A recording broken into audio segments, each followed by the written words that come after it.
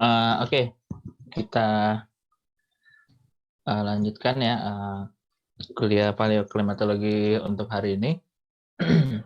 Sebentar.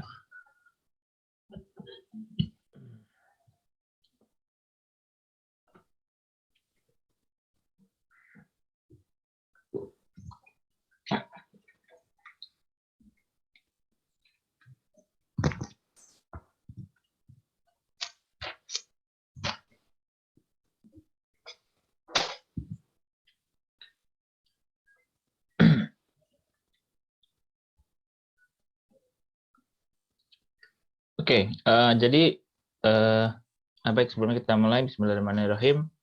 Assalamualaikum warahmatullahi wabarakatuh.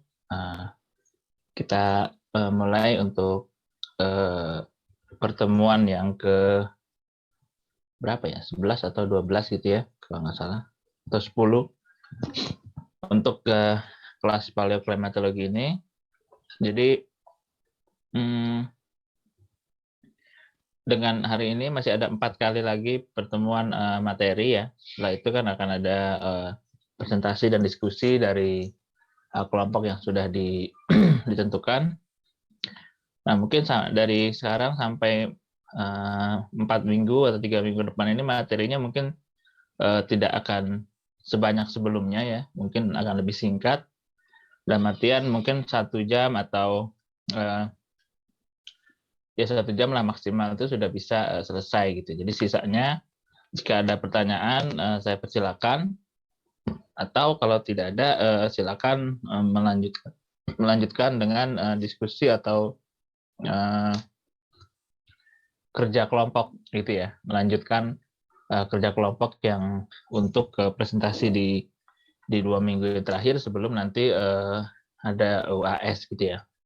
Jadi termasuk dengan minggu ini atau hari ini mungkin nanti kita selesai kurang dari 1 jam gitu ya. Nanti silakan untuk berdiskusi dengan teman sekelompoknya untuk tugas kelompoknya nanti dipresentasikan di akhir mungkin tengah Desember ya kalau nggak salah. Oke, kita lanjutkan. Jadi kita udah membahas beberapa proxy paleoclimate ya, sampai minggu lalu membahas tentang LOIS ya, dan juga non marine biological evidence kayak serangga, daun gitu ya, untuk melihat kondisi iklim di masa lalu.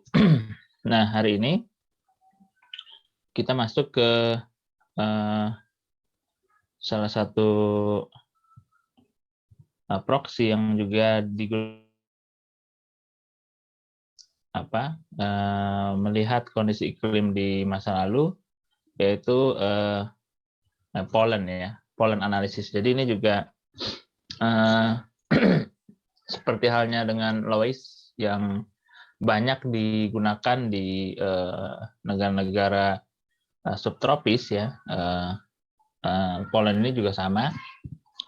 Jadi yang intinya pollen itu kalau dicari di kamus bahasa Inggris ya sih, itu artinya serbuk sari gitu ya, atau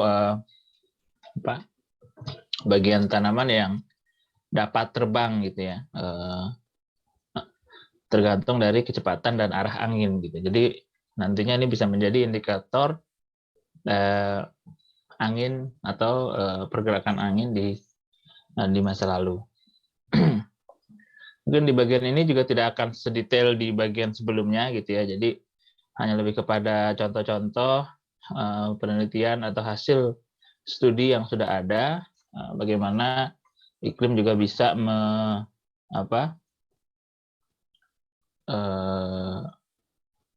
bisa melihat kondisi iklim di masa lalu menggunakan proxy serbuk sari. Nah, ini salah satu pernyataan ya, bahwa global warming itu suatu yang sudah terlihat jelas gitu ya, yang pasti. Tapi magnitudenya itu hanya sekitar 1 degree Fahrenheit gitu ya. Nah, tapi perubahan cuaca hari ke hari itu berfluktuasi sampai dengan 10 derajat gitu. Jadi ya ini ini sebenarnya perbedaan antara cuaca dan iklim. Jadi kalau harian yang kita rasakan itu sangat berfluktuasi, tapi kalau hanya di rata-rata, nah itu hanya tidak kurang lebih dari 2 derajat Celcius. Jadi global warming sebetulnya tidak menyebabkan setiap minggu atau setiap musim itu selalu lebih hangat dari beberapa tahun sebelumnya gitu. Tapi global warming membuat atau menyebabkan probability atau kemungkinan bahwa kondisi itu akan lebih hangat daripada normalnya sekitar 60%, ya, daripada 30% yang terlihat dari tahun 50 sampai 1980. Ya, itu hanya satu informasi ya terkait kondisi dengan perubahan iklim. Nah, ini analisis pollen ya. Jadi parameter apa saja yang bisa dipelajari dari si pollen ini itu ada di sini ya. Jadi saya langsung buka saja semua. Ya, jadi basic attribute ya atau atribusi dasar dari grain. Selalu dibilang grain ya karena debu atau serbuk. Nah, ini pertama pollen itu memiliki karakteristik morfologi yang spesifik ya pada jenis atau genus spesies tanaman tertentu gitu. Jadi ukurannya mulai dari 10 sampai 150 mikrometer ya. Dan dilindungi oleh zat kimia yang resisten di bagian luarnya, dieksin namanya. Jadi ukuran pollen itu menjadi salah satu jenis atau ciri khas dari satu jenis tanaman. Jadi dari situ kita bisa membedakan ini jenis tanaman apa dan sebagainya gitu ya. Kemudian polen itu dihasilkan dalam jumlah yang sangat banyak dan dipengaruhi oleh tanaman yang dihasilkan oleh tanaman yang berkembang biak menggunakan bantuan angin tadi gitu ya. Karena kan serbuk sari itu kan sebetulnya untuk pembuahan ya dalam suatu tanaman dan angin itu membantu dalam proses penyebarannya itu. Dan ini distribusi secara luas dari sumber tanaman tersebut. Kemudian juga polen ini resisten terhadap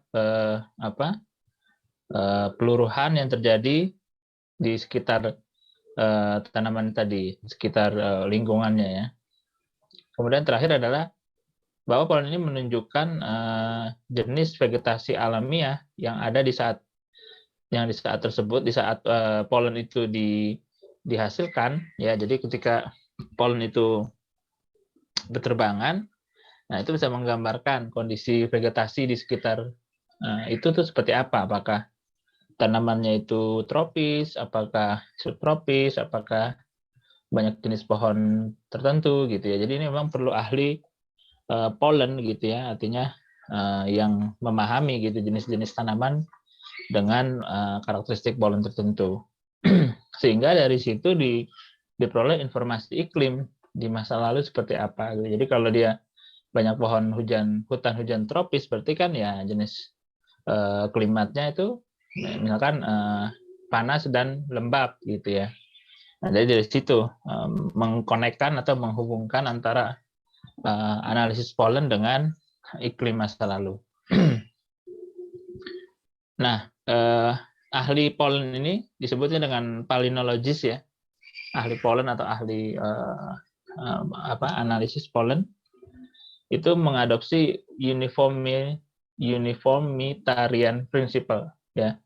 Jadi ini sama juga seperti glaciologis ya, ahli es gitu ya, glacier juga sama, itu dia menganut atau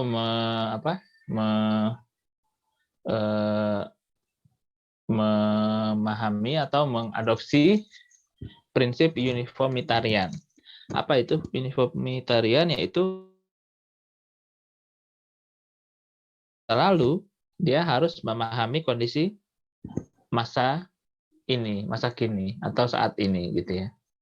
Jadi seperti halnya apa yang kemarin saya tunjukkan di melihat jenis tanaman di 5.000 tahun yang lalu, ya dia melihat tanaman itu saat ini itu seperti apa. Nah, sehingga dari situ dia juga memahami bahwa kondisi yang sama juga mungkin terjadi di masa lalu gitu ya. Jadi the present is the key to the past gitu ya. Jadi untuk memahami masa lalu kita perlu memahami saat ini dulu gitu.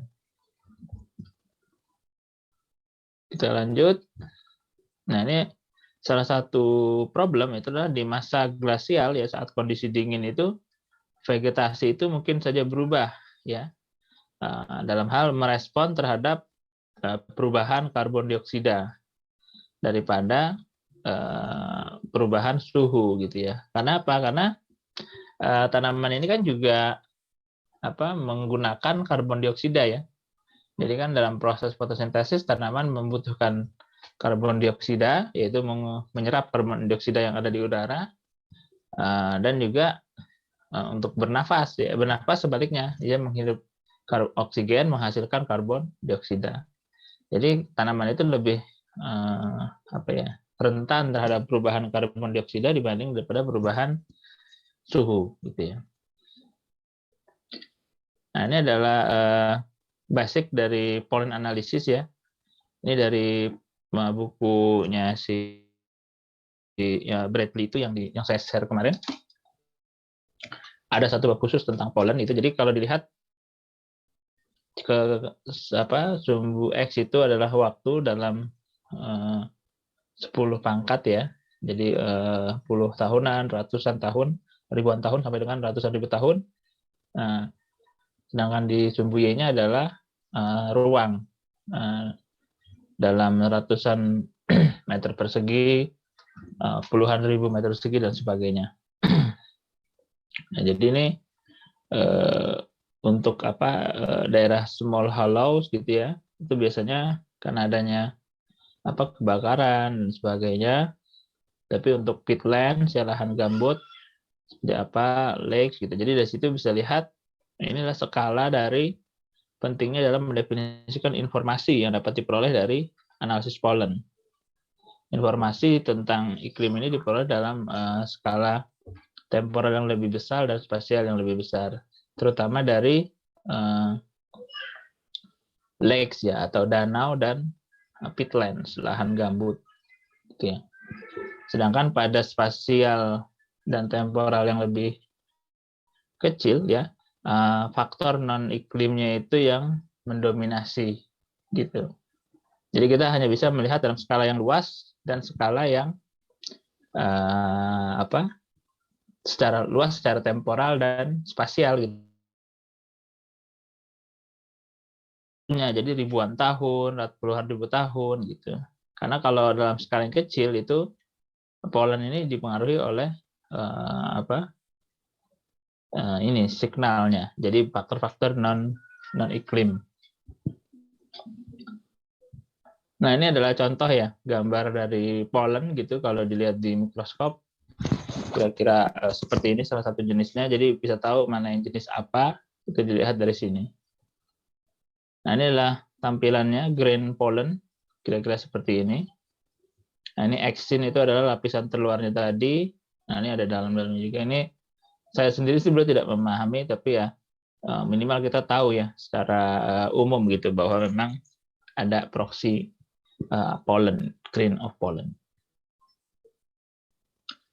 Ini adalah beberapa tanaman yang di Amerika Utara dan Eropa biasanya yang bisa digunakan untuk yang digunakan dalam paleoclimate gitu ya. Jadi sebelah kiri itu genus nama Ratin ya. Yang sebelah kanan ini baru yang nama-nama yang secara umum gitu ya. Jadi banyak jenisnya, jadi memang perlu ada spesialisasi dalam memahami pollen. Ini jenis Alnus, seperti ini tampilannya kira-kira. Ada Artemisia, namanya cukup bagus ya. Ada Fagus gitu ya. Jadi, nah ini juga banyak sekali jenis-jenis pollen yang digunakan. Ini tadi melihat penyebaran dari jenis tanaman dan kondisi iklim di mana tanaman itu hidup di masa lalu.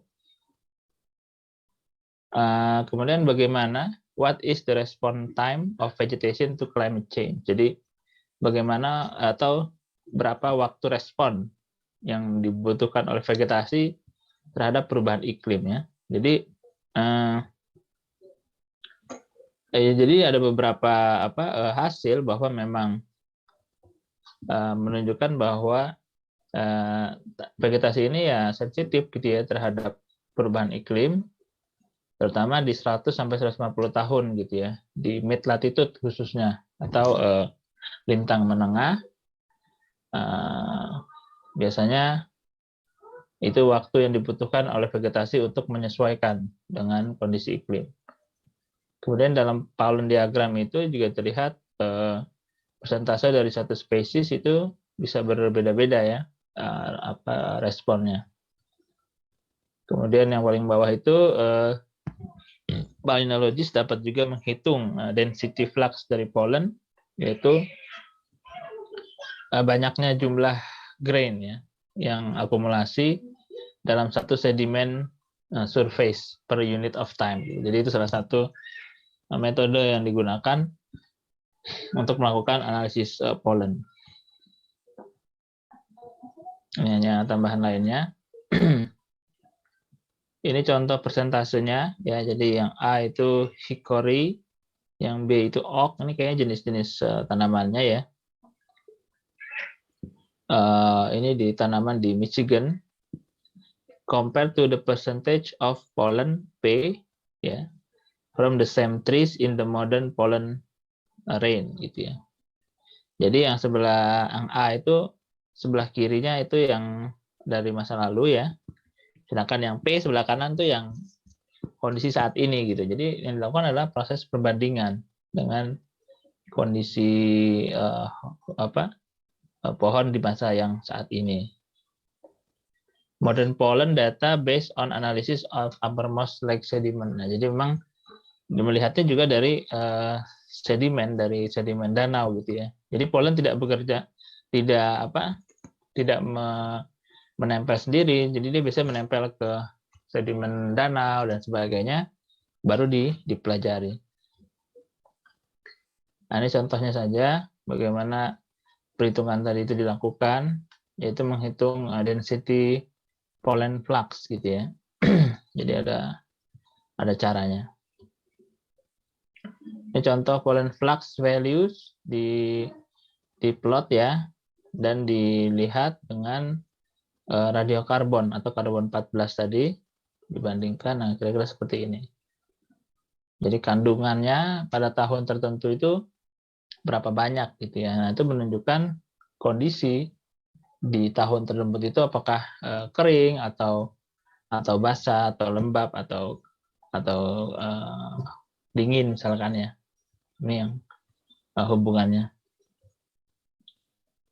Sampai di sini ada pertanyaan atau yang ingin direspon?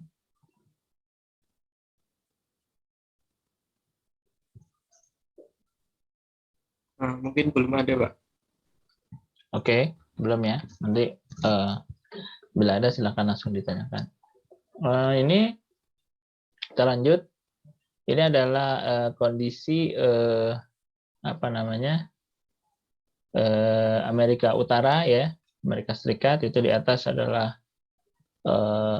kutub utara, tapi ini sepertinya adalah kondisi di saat last glacial maksimum ya. Jadi esnya tinggi di bagian utara. Nah, di sini bisa dilihat dulu itu mana yang bagian padang pasir atau grass gitu ya. Padang rumput. Ada yang juga tundra, ada juga yang temperate weather ya. Ada juga yang cypress gitu ya. Jadi jenis-jenis tanaman itu bisa menggambarkan kondisi iklim di mana tanaman tersebut hidup. Nah, ini tulisannya adalah plant pollen remains show it was much colder gitu ya. Jadi plant juga menunjukkan bahwa di masa lalu itu jauh lebih dingin, yaitu di last ice age ya, di last glacial maximum seperti ditunjukkan dalam perubahan atau batas-batas hidupnya tanaman di masa lalu. Nah, ini adalah zonasi dari pollen diagram. Ini juga ditunjukkan dalam biostratigraphic unit. Jadi ada semacam zonasi-zonasinya ya. Ada juga namanya isopols. Adalah garis dari yang sama percentage. Ini pokoknya intinya yang digunakan dalam analisis pollen gitu ya. Nah, ini ada perubahan di 11 sampai 9.000 tahun yang lalu. Ini juga menggunakan analisis pollen. Nah, ini kira-kira tampilannya seperti ini. Jadi yang warna-warna itu adalah jenis-jenis dari tanamannya ya. Ada palm tree, ada aquifer, aquintice gitu ya. Ada ferns, ada trees, shrubs, climbers ya. Nah, yang di sumbu Y itu adalah umurnya ya, waktu ya. Dan itu kedalaman juga gitu. Jadi ini sebetulnya adalah kandungan pollen dalam satu sedimen gitu ya. Kemudian ini juga sama pollen diagram ya, nah, pollen diagram. Jadi biasanya seperti ini ditampilkan dalam jenis taksa ya. Ada arboreal taksa yang atas itu ya, ada juga non arboreal taksa. Jadi dari situ terlihat jenis tanaman dan konsentrasi ya tadi atau flux dari tiap-tiap pollen tadi. Nah, di sumbu Y-nya tadi umur ya, ini sampai dengan 130.000 tahun yang lalu. 125.000 nih kalau di tulisannya ya. Ini di pollennya diambil dari lake, danau. Jadi danaunya diambil sampelnya kemudian diolah gitu. Jadi terlihat ada beberapa bagian. Oke. Ada yang ingin tanyakan sampai sini? Oke, sebentar ya. Saya stop share sebentar.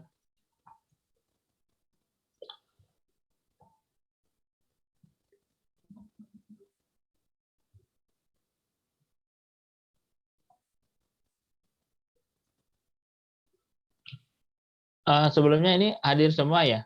20 berapa nih? 24 atau 25? Izin Pak, kurang satu karena ada kendala jaringan Pak. Oh gitu. Saya sedang berusaha masuk Pak.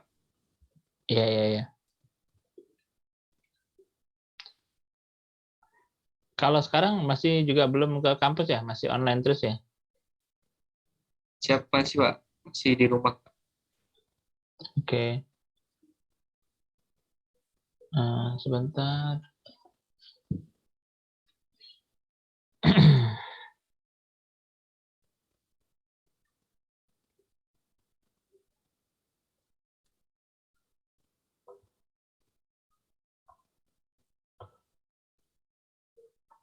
Oke. Kita lanjutkan ya.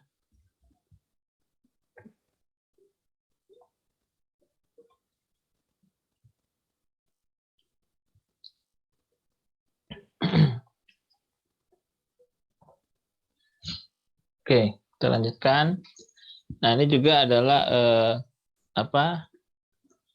secara umum ya, generalisir dari map vegetasi atau tanaman di Amerika Utara menggunakan isopol ya, isopol map. Ini berdasarkan jenis atau taksa dari tadi jenis-jenis pollen yang dihasilkan yang ada sehingga dapat rekonstruksi lah kira-kira dulu itu ini adanya di sebelah mana dan sejauh mana gitu ya penyebaran dari jenis pollennya. Ini juga sama. Ini menggunakan isokron ya. Isokron mungkin hampir sama ya dengan kita kan suka ada isobar dan sebagainya ya. Jadi ini hanya untuk penyebaran jadi jenis tanaman atau plant tadi berdasarkan pollen. Jadi ada isokron, ada isopol ya. Itu hanya istilah-istilah saja, nanti bisa dibaca lagi arti dari istilah-istilah tersebut. Ini juga sama rekonstruksi dari rata-rata suhu tahunan dan curah hujan tahunan. Yang kiri, yang kanan juga ya, sama ini. Dan dihitung kronologinya ini menggunakan tadi jenis-jenis dari tanaman di masa lalu.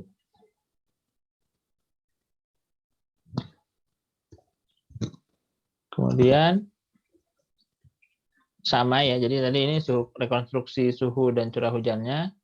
Nah, ini adalah dari sequence atau taksonomi dari jenis tanamannya yang diperoleh dari sedimen tersebut. Jadi ini kalau sini kan di paling bawah dibaca ya dari marine isotope record ya. Jadi justru dari sedimen laut ya, sedimen laut. Nah, bahkan kita bisa lihat di sedimen laut pun jenis pollennya itu apa saja gitu. Sehingga bisa menggambarkan kondisi di masa lalu itu seperti apa. Jadi melihat tadi jumlah pollen atau pollen diagram dari yang terkandung di dalam sedimen laut tersebut atau kadang di sedimen danau. Ini hanya masa-masanya saja. Nah, ini contoh juga ini adalah di Kolombia ya. Jadi zona vegetasi di Kolombia di masa saat ini yang sebelah kiri ya. Jadi kayak gitu, jenis tanamannya ada perennial snow, ada Andean forest, ada subandean forest, dan yang paling bawah tuh savana gitu ya, padang rumput. Nah, kondisi yang di sebelah kanan itu adalah saat last glacial maksimum atau sekitar 24.000 tahun yang lalu. Ternyata perennialnya itu situ tertulis 20 sampai 14.000 tahun yang lalu ya. Perennialnya itu lebih banyak ya, artinya lebih dingin kan, gitu ya. Artinya semua gambar yang ada di sebelah kiri dia agak lebih turun gitu. Artinya tetap ada savana, tetap ada Andean forest, tetap ada Andean forest, tapi snow-nya atau saljunya lebih banyak di puncak dari daerah tersebut gitu. Ini datanya dari sisi pollen ya, sebelah kiri adalah pollen percentage. Jadi bisa terlihat fluktuasi sampai dengan 1,5 miliar tahun yang lalu. 1,5 juta tahun yang lalu. Ya, jadi memang sangat menarik. Nah, beberapa faktor juga yang menyebabkan itu penting adalah tadi ice core mengindikasikan bahwa memang konsentrasi karbon dioksida itu berfluktuasi ya, atau 80 sampai 100 ppm lebih rendah daripada kondisi di last glacial maksimum dibandingkan saat kondisi pre-industrial levels gitu ya. Jadi pada ketinggian tersebut kandungan CO2-nya beda. Nah, kalau kandungan CO2-nya beda, maka jenis tanaman yang hidup di daerah itu pun juga berbeda. Jadi di sini dikatakan jika partial pressure dari CO2 itu lebih rendah dari 130 ppm, maka tanaman-tanaman tipe C3 ya, tipe C3 itu seperti pohon-pohon besar, hutan gitu ya, itu nggak bisa hidup gitu. Artinya kurang karbon dioksidanya. Tapi kalau di atas itu, maka tanaman yang besar-besar bisa hidup gitu. Jadi kalau di bawah 130 kemungkinan tanaman-tanaman yang kecil ya, atau tipe C4 biasanya. Itu yang kira-kira terjadi. Nah, ini salah satu juga karbon dioksida yang rendah menyebabkan peningkatan stomatal gas exchange gitu ya. Kemudian, nah ini tanaman jenis C4 itu seperti rumput, itu dia lebih bisa menggunakan karbon dioksida yang sedikit ya dibanding tanaman tipe C3 seperti pohon-pohon besar gitu. Jadi makanya kelihatan bahwa tree lines-nya itu lebih ke bawah gitu ya, karena karbon dioksidanya lebih sedikit gitu. Kalau karbon dioksida banyak, maka tanaman yang besar juga bisa lebih hidup lebih banyak. Nah, ini contoh di Amerika Selatan, yang sebelah kiri itu saat ini, sebelah kanan itu saat glasial maksimum, kondisinya lebih dingin. Jadi di kondisi saat ini itu hanya 5% yang dianggap sebagai gurun pasir ya.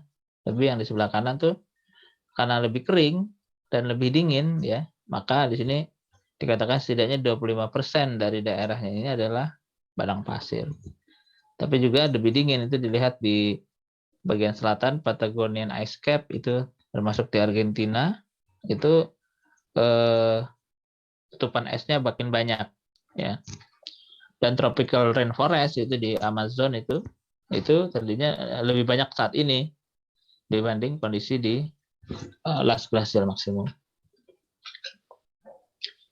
Nah, ini sisanya hanya perbandingan saja. Ini dengan data-data ice core menunjukkan bahwa memang apa yang dihasilkan dari pollen pun seirama atau sama dengan yang dihasilkan dari proxy lainnya seperti ice core ini dari Huascaran di Peru. Ini dari ice juga ada beberapa pollen yang bisa diambil dari ini tipenya ya, kemudian dipelajari. Nah, ini adalah jenis pollen yang ada konsentrasi pollen yang ada di dalam ice core ya. Jadi pollen itu tidak hanya tadi ada di sedimen danau, sedimen laut, tapi juga ada di ice core. Dan juga bisa dipahami atau bisa dilihat jenisnya apa gitu. Jadi ini tampilannya. Paling kiri itu adalah isotop oksigen, ya, yang tengah adalah chloride. Kemudian ada pollen concentration, ada charcoal, composite, gramine, dan polylepis gitu ya. Ini juga sama, ini di Afrika ya. Kira-kira seperti ini, kondisinya di 18.000 tahun yang lalu seperti apa, saat ini seperti apa gitu ya. Ini adalah diagram dari pollennya tadi, sama, jenisnya seperti apa, konsentrasinya juga seperti apa. Kemudian dibandingkan dengan perubahan suhu ya. Jadi kelihatan saat suhu meningkat, saat suhu meningkat biasanya karbon dioksidanya juga meningkat, maka jenis tanamannya juga makin banyak yang besar ya, tipe C3 tadi. Ini gambar yang sebelumnya sudah pernah ditampilkan tentang kandungan karbon 14 ya, untuk memahami siklus dari karbon radiokarbon. Ini konsentrasi pressure atau partial pressure dari karbon dioksida di permukaan laut ya. Ini juga menunjukkan perubahan ya, karena ada peningkatan konsentrasi karbon dioksida. Ini aja hanyalah siklus ya, antara dari ekuatorial terjadi konvektif dan sebagainya. Ini juga hanya perubahan dari interglasial ke glasial ya. Jadi bisa terlihat. Ini juga sama data-data dari ice core di masa lalu. Ini juga dari data ice core debu yang atas ya. Kemudian deuterium yang hitam, karbon dioksida yang warna hijau, metana yang warna biru, dan yang bawah adalah kandungan dari O18 dalam oksigen. Jadi itu sebagai delta O18 atau isotop. Ini hanya kondisi saja, tampilan bagaimana kondisi di masa lalu. Ini juga sama skematik dari foraminifera yang ada di kedalaman. Bagaimana dia kemudian terdeposisi dan masuk dalam lapisan di permukaan laut. Ini juga jenis tanahnya, red clay dan sebagainya. Ini bagaimana dia terbentuk gitu ya. Dari yang tadi plankton yang mati jatuh ke permukaan laut, kemudian dia mengendap dan bergabung dengan lapisan tanah di laut. Ya, saya kira hanya itu untuk materi hari ini. Sampai sini ada pertanyaan terkait dengan polen dan juga bagaimana cara Poland bisa menangkap atau menggambarkan kondisi iklim di masa lalu.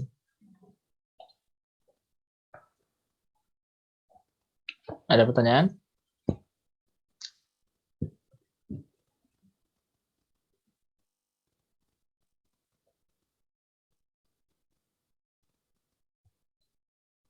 Oke, kalau tidak ada, mungkin kita cukupkan ya sampai dengan ini. Selanjutnya mungkin bisa melanjutkan ya pekerjaan kelompok dengan teman satu kelompoknya. Tadi untuk membuat paparan dari presentasinya tadi ya. Jadi nanti presentasi mungkin selain presentasi ya, nanti saya minta ini juga semacam resume lah ya, resume dari apa yang dipresentasikan. Kan kalau presentasi kan hanya PPT ya, PPT.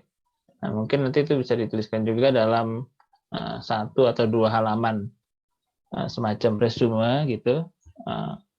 Nanti juga itu sekalian dikirimkan ke saya gitu ya.